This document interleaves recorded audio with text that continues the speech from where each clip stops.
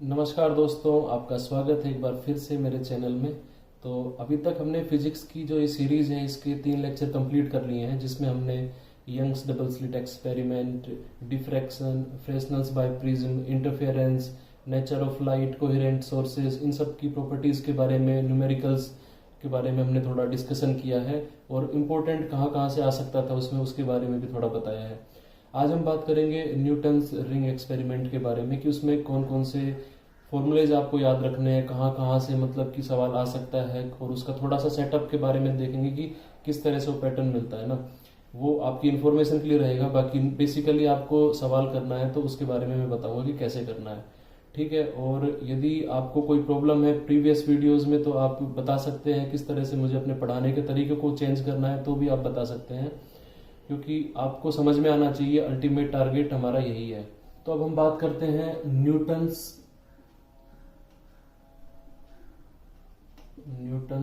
Ring experiment.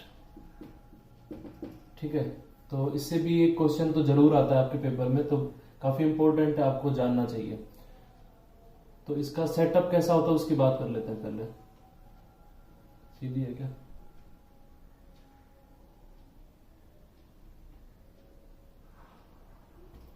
ठीक है, थोड़ा टेढ़ा बन गया है, प्रैक्टिस नहीं है ना थोड़ा बोर्ड पे लिखने की।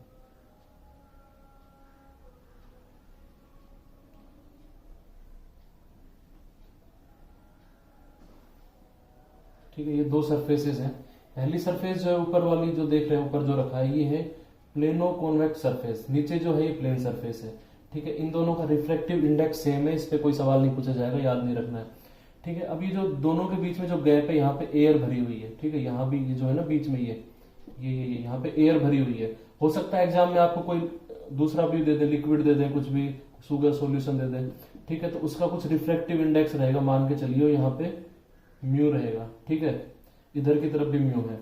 यहाँ पॉइंट है सेंटर ओ, ये जो है मान लेते हैं यहाँ से यहाँ तक की जो दूरी है ये हो जाएगी आर।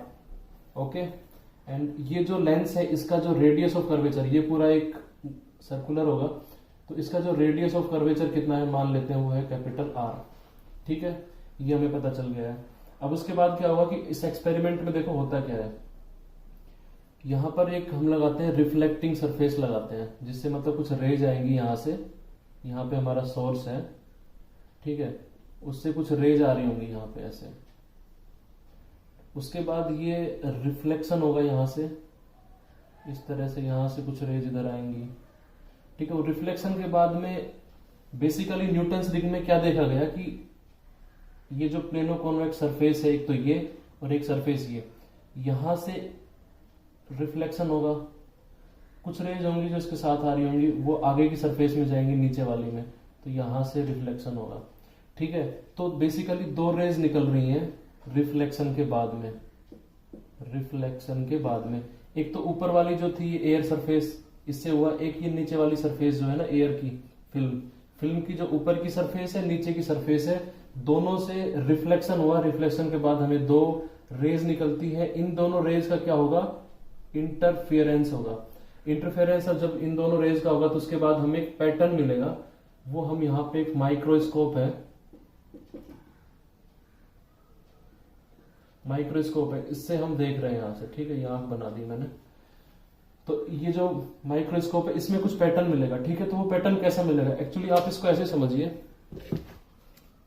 कि ये नीचे वाली सरफेस है। ठीक है, नीचे जो रखा है ये इसके ऊपर रखा है प्लेनो कॉन्वेक्स सरफेस। ठीक है, तो यहां पर ऊपर से जब कोई लाइट आएगी उसके बाद में जो ये इन दोनों के बीच में जो गैप है ना, ये एयर है यहाँ पे। ठीक है, तो इसमें क्या होगा कि ऊपर से जब लाइटें आएंगी चारों तरफ से, तो वो सर्कुलर कुछ एक पैटर्न हमें मिलेगा। ठीक है, सर्कुलर फ्रिंजेस मिलेगी। तो वही न्यूटन ने ऑब्जर्व करके बताया था कहाँ पे डार्क मिलेंगी, कहाँ पे ब्राइट मिलेंगी, उनकी रेडियस क्या होगी, उनका डायमीटर क्या होगा, तो वो सब हम इस टॉपिक में पढ़ने वाले हैं। ठीक है, तो आपको इतना समझ में आ गया, ये जो एंगल होता है ये होता है एंगल थीटा। ठीक है, इसकी जो थिकनेस होती है उसको हम बोल देते हैं टी एट पॉइंट पी। मान लो यहाँ पे देखेंगे तो टी है, यहाँ पे कुछ ज्यादा होगी तो बढ़ती जा रही थिकनेस, यहाँ पे जीरो थिकनेस है एयर फिल्म की, यहाँ पे बढ़ती जा रही है। ठीक है, ये हम समझ गए हैं। अब उसके बाद हम बात करेंगे कि इसमें कैसे सवाल आ सकते हैं। तो देखो सबसे पहले बात करते हैं हम पाथ डिफरेंस। इसको डिराइव नहीं कर रहा हूं, डायरेक्ट लिख रहा हूं मैं, क्योंकि डिराइव करने के लिए 2-3 पेज भरने पड़ेंगे, कोई मतलब नहीं है उसका।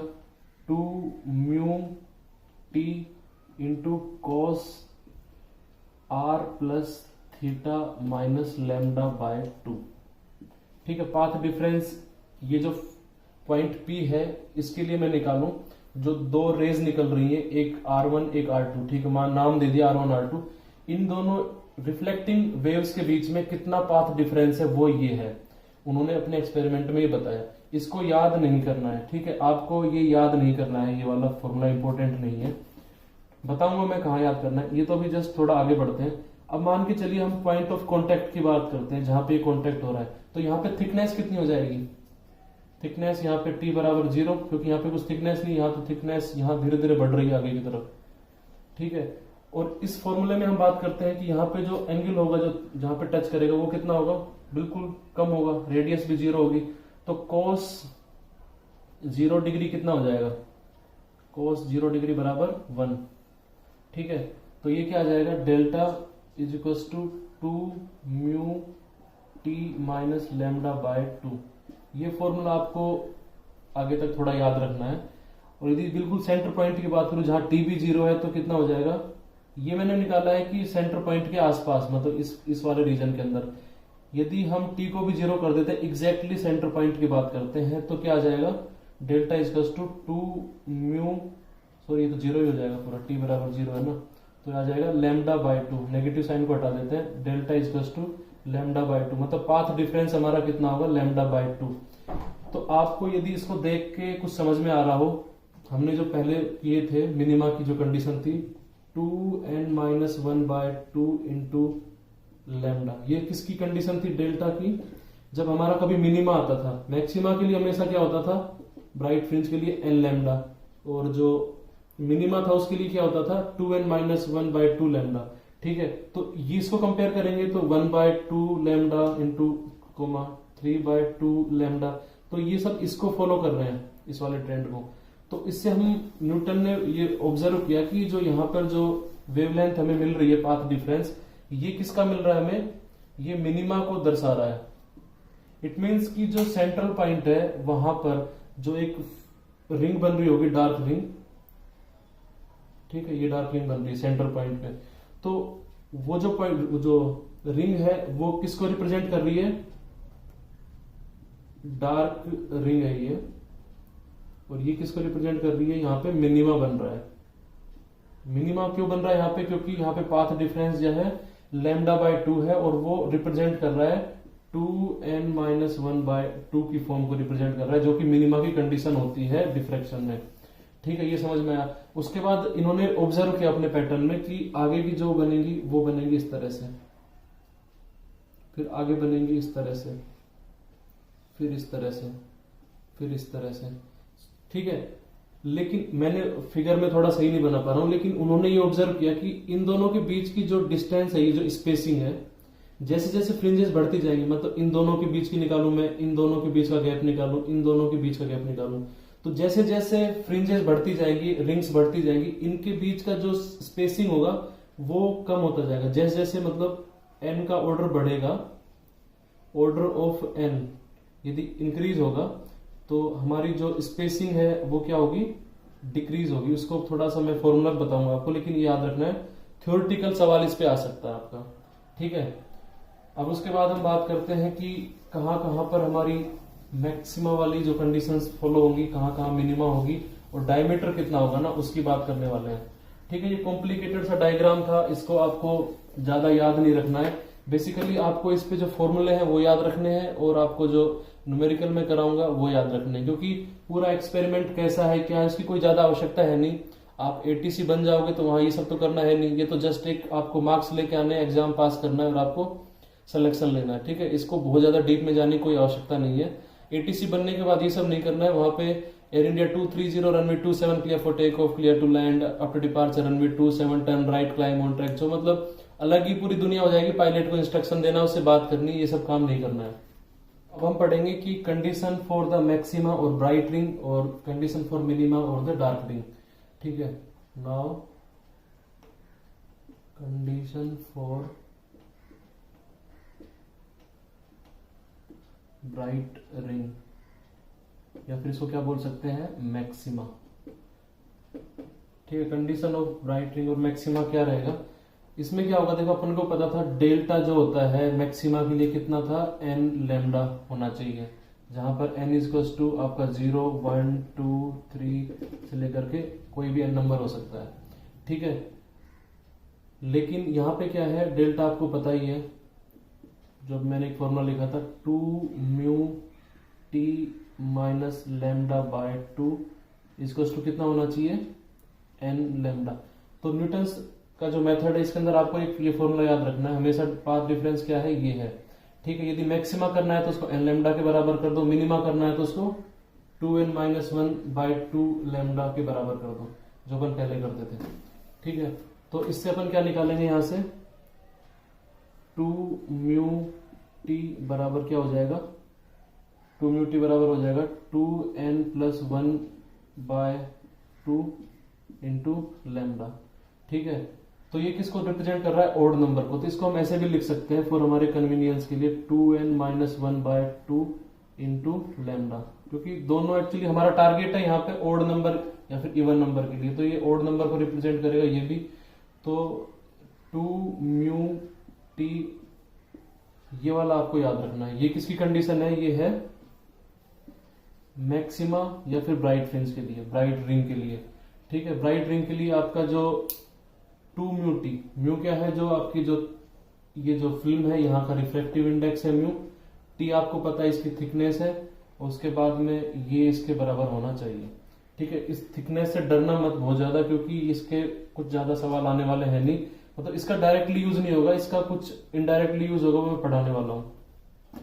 ठीक है, अब बात करते हैं हम मिनिमा की कंडीशन की। ठीक है, for dark range, dark ring के लिए क्या होगा, डेल्टा इक्वल्स टू कितना होना चाहिए हमारा, 2n-1/2 इंटू लैम्डा, जो हमने पहले पढ़ा था। लेकिन डेल्टा इसके लिए होता क्या, न्यूटन्स रिंग के लिए 2 mu T minus lambda by 2, ये होना कितना चाहिए मिनिमा के लिए, 2n-1/2 इंटू लैम्डा। ठीक है, तो यहां से कंडीशन क्या निकलेगी, 2 म्यू टी बराबर में एन लैम्डा। ठीक है, इस फॉर्मूले को याद रखना, ये किसके लिए, न्यूटन्स रिंग के अंदर मिनिमा के लिए, डार्क रिंग के लिए मिनिमा। ठीक है, तो आपको एक फॉर्मूला मिनिमा का पता चला, मैक्सिमा का क्या बताया था मैंने, 2 mu T is equal to 2n-1/2 into lambda, ये था। ठीक है, ये मैक्सिमा का था। इनको भी बहुत ज्यादा याद नहीं रखना है, जस्ट पता होना चाहिए मैक्सिमा मिनिमा कहाँ कहाँ बन रहा है। ठीक है, अब उसके बाद हम बात करते हैं सबसे ज्यादा जो इंपॉर्टेंट इसका आता है, वो आता है डायमीटर। वो डायमीटर पे हमें बहुत ज्यादा सवाल पूछेंगे कि डायमीटर बताओ इस डार्क रेंज का, या फिर हमारी जो वो है ब्राइट रिंग है उसका बताओ। डार्क और ब्राइट रिंग का डायमीटर निकालना सबसे ज्यादा इंपॉर्टेंट है। तो अब सबसे इंपॉर्टेंट चीज है जहां से आपके सवाल आएंगे, वो है आपका डायमीटर, डायमीटर ऑफ रिंग्स। ठीक है, तो सबसे पहले आता है डार्क रिंग nth, कोई हमारी nth, तो रिंग्स काफी बनेगी ना, सेंट्रल बनेगी, फिर नंबर 1, 2, 3, 4 ऐसे। तो nth डार्क रिंग के लिए क्या फॉर्मूला होगा वो हम देख लेते हैं। डायमीटर ऑफ nth का स्क्वायर इक्वल टू होता है 4n lambda R by mu.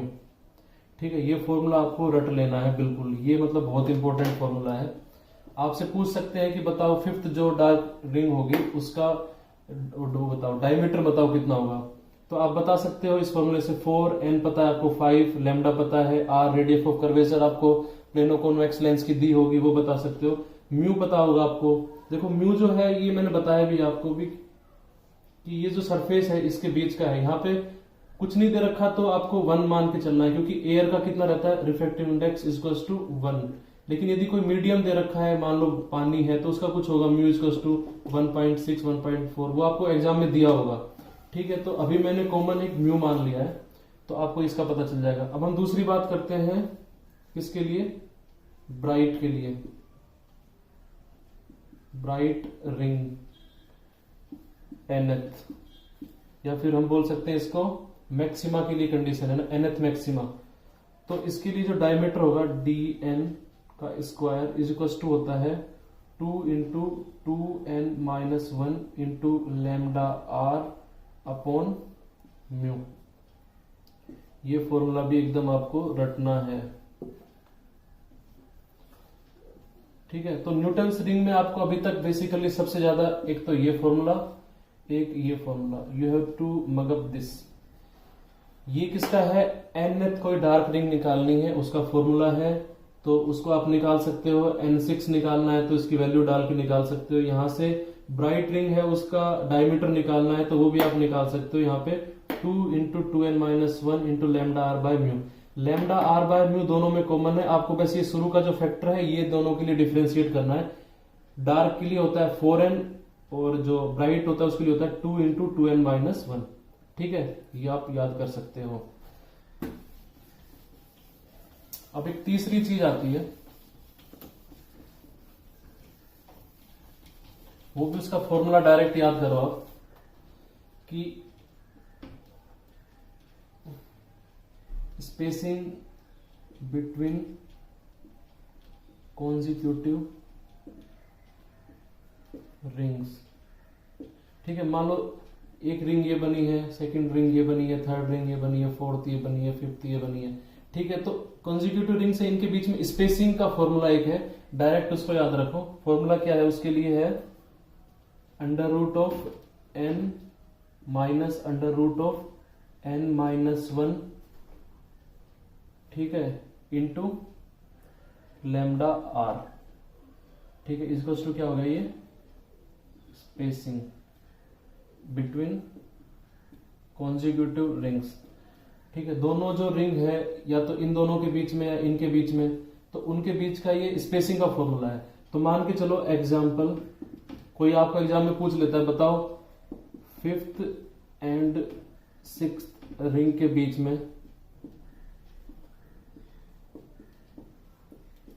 में स्पेसिंग बताओ, ठीक है। कितनी स्पेसिंग होगी उनके बीच में, 6th और 5th के बीच में, है ना। तो क्या आएगा, 6 यहां आएगा, 5th यहां आएगा, क्योंकि n-1 मतलब जो कम वाला है वो इधर की तरफ आएगा।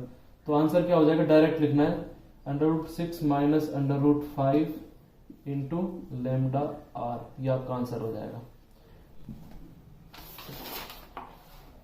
एक आपसे पूछा जा सकता है एग्जाम के अंदर कि आपको दे देंगे कि एक 5th रिंग दे दी है, 5th ब्राइट रिंग, ठीक है, और एक दे दी है आपको 9th ब्राइट रिंग, ठीक है। दोनों का डायमीटर आपको दे दिया है। उसके बाद वो आपसे पूछ सकते हैं कि वेवलेंथ बताओ, हमारी जो वेव है जो उसमें यूज की गई मोनोक्रोमेटिक, तो वो उसका फॉर्मूला देखो। तो इसमें क्या हम यूज करेंगे, मान लो आपको दे रखा है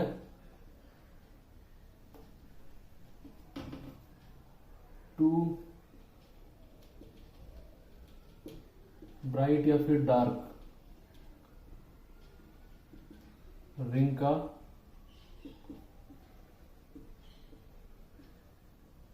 डायमीटर दिया हुआ है, देन फाइंड लैम्डा, ठीक है। यदि आपको दो डार्क या फिर ब्राइट रिंग्स का डायमीटर दिया है, आपको लैम्डा निकालना है, तो लैम्डा निकालने का फॉर्मूला आपको ये याद रखना है, lambda equals to diameter of n plus P square minus diameter of n का square divided by 4p into R, ठीक है। तो अब इस फॉर्मूले में थोड़ा सा देख लेते हैं कौन क्या क्या है। मान के चलो आपको बोला था कि जो ब्राइट फ्रिंज है 9th और 5th वो ब्राइट फ्रिंज है, उन दोनों के बीच में आपको निकालना है कि आपको दे रखा है, दोनों का डायमीटर दे रखा है, ठीक है, सॉरी। तो आपको निकालना है लैम्डा कितना होगा। तो यहां पर इस क्वेश्चन में देख सकते हैं n कितना हो गया हमारा 5 और p कितना हो जाएगा 9 माइनस 5 मतलब कि p4, ठीक है। तो हमें क्या पता है, डायमीटर पता है 9th का दिया हुआ है हमें, माइनस डायमीटर ऑफ 5th का हमें दिया हुआ रहेगा, डिवाइडेड बाय 4 पता है, p पता है, p कितना आया है 9 माइनस 5 9 माइनस 5 इज टू 4, ये पता है, इंटू रेडियस ऑफ कर्वेचर भी गिवन होगी, तो आप लैम्डा निकाल सकते हो। तो एक क्वेश्चन इस पे कंप्लीट हो जाएगा। ठीक है, आपके एग्जाम में एक चीज और पूछी जा सकती है कि देखो अभी क्या हो रहा था ना कि हम बात कर रहे थे, यहां से ये वेव आ रही थी इनपुट की, उसके बाद इसका रिफ्लेक्शन पहली वाली से हो रहा था, फिर उसके बाद दूसरी वाली सरफेस से भी हो रहा था, उसके बाद इनका इंटरफेरेंस हो रहा था, उसकी हम फ्रिंज पैटर्न की बात कर रहे हैं। उनका डायमीटर हमने निकालना सीखा, क्या क्या फॉर्मूले होते हैं उनके। ठीक है, मान के चलो कि अब ऐसा होता है, ठीक है, ये कोई लाइट सोर्स से हमारी रे आई है, उसके बाद यहां से इसका ये ट्रांसमिट होती है अंदर की तरफ। ठीक है, दूसरी वाली जो है दोनों से निकल के ट्रांसमिट होती है।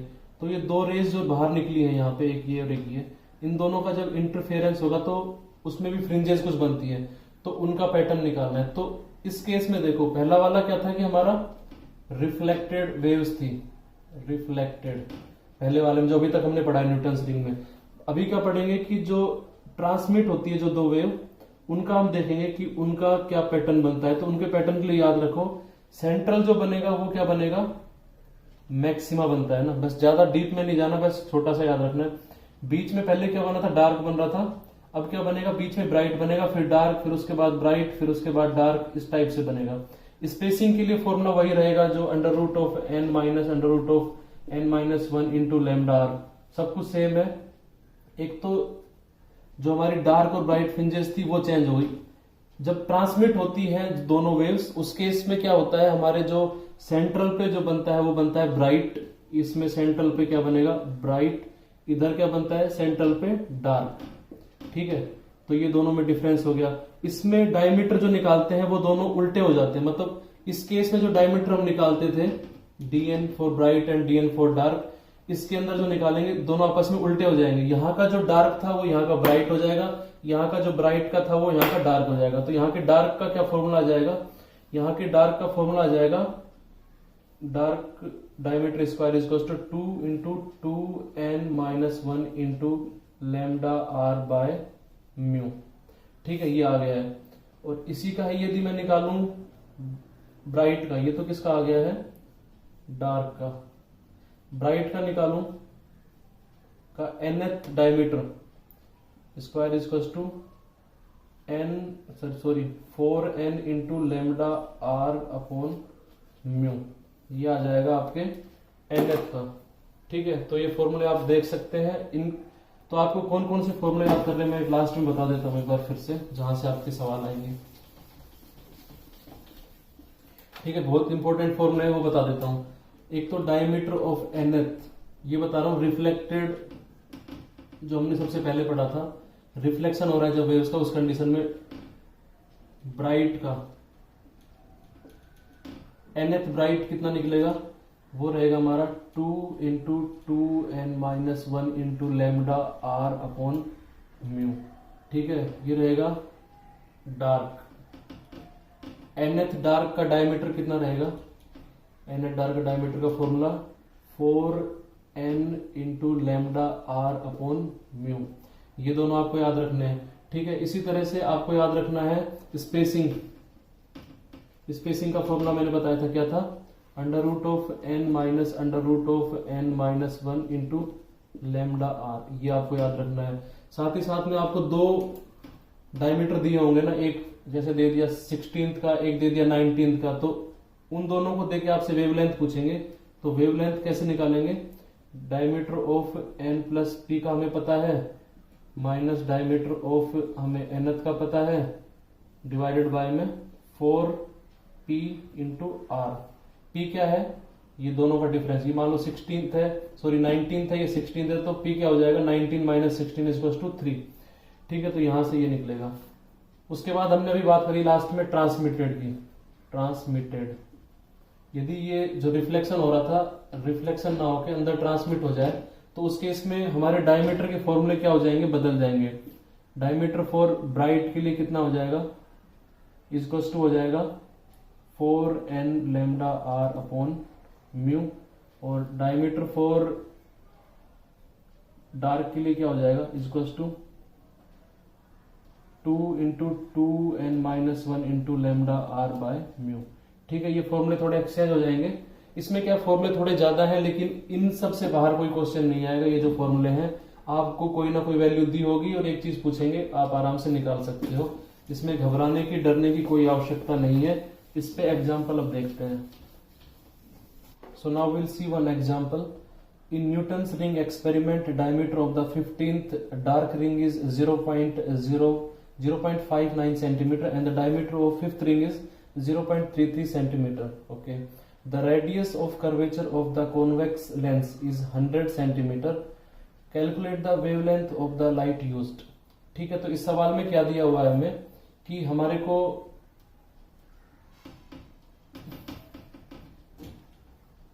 it is given that the diameter of 15th dark fringe का कितना दे रखा है 0.59 सेंटीमीटर। ठीक है, centimetre. Second thing, diameter of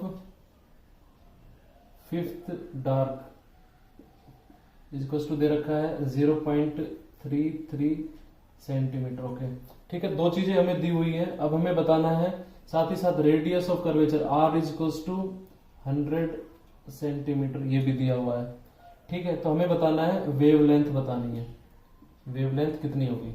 ठीक है, तो हमें एक फॉर्मूला पता था, lambda is to D N plus P th diameter का square minus N th diameter का square divided by 4p into R.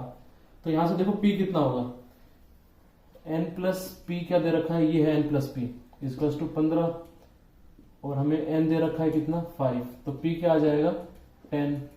ठीक है, तो क्या हो जाएगा हमारा आंसर, हमें पता है 0.59 into 10 to the power minus 2, मतलब मीटर में करेंगे, minus 0.33 into 10 to the power minus 2। इनका स्क्वायर होगा, स्क्वायर, इसका भी square divided by 4 into P कितना है 10 इंटू आर कितना है 100 centimetre into 10 to the power minus 2। आप इसको सॉल्व करेंगे, आपकी वेवलेंथ आ जाएगी। यही सवाल पूछा गया था। ठीक है, तो आप ये निकाल सकते हैं। Now will see the next question. In Newton's experiment please find the spacing between the 7th and 8th ring. ठीक है, कंजिक्यूटिवली कुछ रिंग्स बनेंगी, तो 7th और 8th रिंग है, उसके बीच की स्पेसिंग हमें निकालनी है।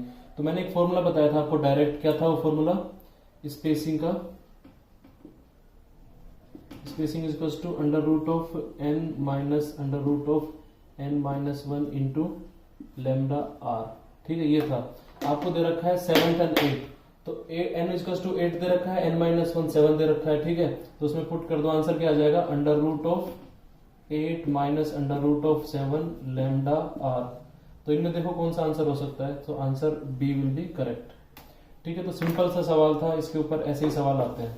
तो अभी हम एक दूसरा न्यूमेरिकल देख लेते हैं। इसमें क्या है, in Newton's ring experiment diameter of the 9th bright ring is 0.95 centimetre, radius of curvature is equal to 0.1 centimetre, lambda is equal to 6600 angstrom. Find the refractive index of the plano convex film. Plano convex film का refractive index निकालना है, मतलब कि जो ये वाला है part, यहाँ पे कौन सा मटेरियल यूज किया है उसका म्यू निकालना है हमें। ठीक है, यदि ये निकल के यदि 1 आता है, इसका मतलब यहाँ पे एयर है। यदि यहाँ पे कुछ म्यू इज इक्वल टू कुछ 1 पॉइंट कुछ आता है, तो इसका मतलब कोई लिक्विड या फिर कोई सॉल्यूशन यहाँ पे यूज किया हुआ है। तो वही निकालना है। इसके लिए हमें पता है डायमीटर का क्या फॉर्मूला था ब्राइट रिंग के लिए। यदि आपको कुछ भी नहीं दिया, इसका मतलब आपको जो मैंने 2 केस बताए थे, तो रिफ्लेक्टेड वाला ही मान के चलना है, रिफ्लेक्टेड वाला फॉर्मूला लगाना है। डायमीटर इक्वल टू क्या था formula, diameter square for the bright ring. Bright ring के लिए क्या था, 2 into 2n minus 1 into lambda R upon mu, ये फॉर्मूला था। ठीक है, आपको डायमीटर पता है, कितना है diameter, 0.95 into 10 to the power minus 2 का square is equal to 2 into N कितना दे रखा है 9, 9 दूनी 18 में से 1 गया तो 17 इंटू लैम्डा पता है आपको 6600 into 10 to the power minus 10। आपको आर पता है 0.1 into 10 to the power minus 2। आपको निकालना क्या है, म्यू निकालना है। तो आप इसको सॉल्व करके म्यू निकाल सकते हैं। बस न्यूटन्स रिंग में से इसी तरह के सवाल आते हैं, बहुत ही आसान रहते हैं। आपको जो मैंने बताया लास्ट में भी, वो सारे फॉर्मूले याद करने हैं, सिंपल सिंपल आपके आंसर्स आ जाएंगे। ठीक है, तो न्यूटन्स रिंग में और भी क्वेश्चंस करेंगे न्यूमेरिकल्स का, लेकिन धीरे धीरे पहले अपन इस वेव ऑप्टिक्स का जो टॉपिक है इसको धीरे धीरे खत्म करते हैं। इसमें एक दो टॉपिक और बचे हैं, उसके बाद अपन आगे बढ़ जाएंगे किसी अगले टॉपिक के लिए जो आपकी डिमांड रहेगी, पब्लिक डिमांड के हिसाब से। ठीक है, बहुत बहुत धन्यवाद, नमस्कार।